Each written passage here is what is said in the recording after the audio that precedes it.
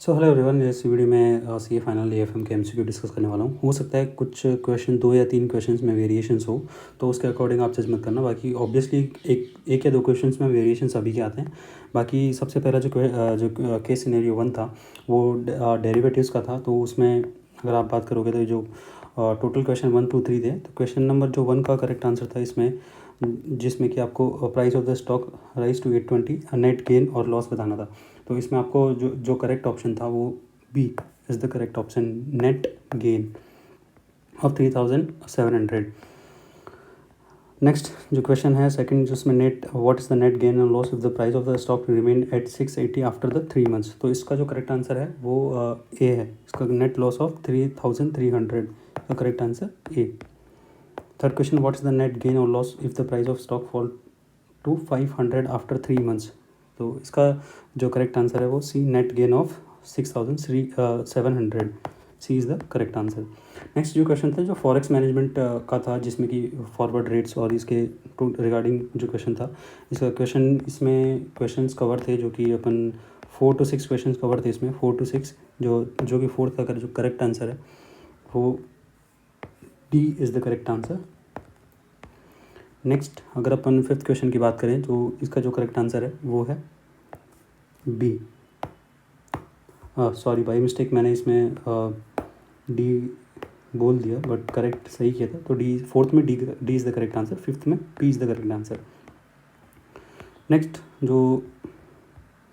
अब इसमें next 6 number का क्वेश्चन नहीं आया, आई डोंट नो, मतलब ये जो क्वेश्चन पेपर आया था उसमें ही कुछ इशू था, मतलब जैसा मेरे पास आया वैसा ही मैंने ट्राई किया है। तो हो सकता है एक या दो क्वेश्चंस इसमें नहीं है, तो आप उसके अकॉर्डिंग एडजस्ट कर लेना कौन से क्वेश्चंस नहीं है इसमें।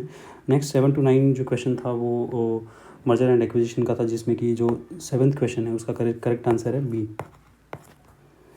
नेक्स्ट जो 8th क्वेश्चन है EPS of ABC limited is the correct answer. इसका करेक्ट आंसर है ए।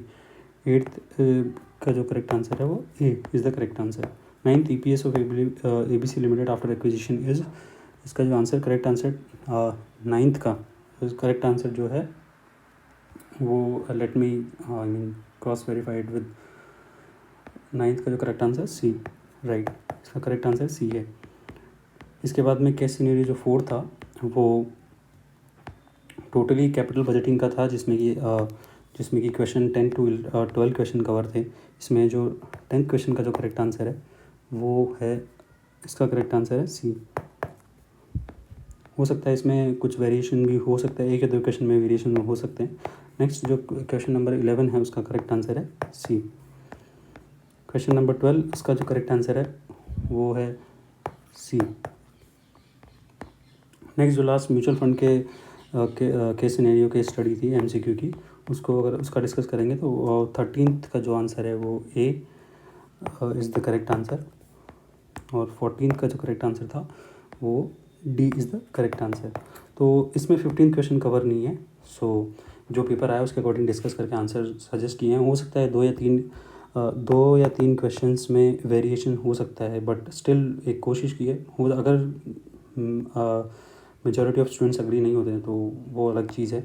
बाकी thank you so much for watching this and, और इसमें मैंने CA फाइनल ऑडिट का वेटेज भी मेरे चैनल पर डिस्कस किया हुआ है, जो कि September 25 के लिए अवेलेबल है, वो आप चेकआउट कर सकते हैं। Thank you so much for watching it.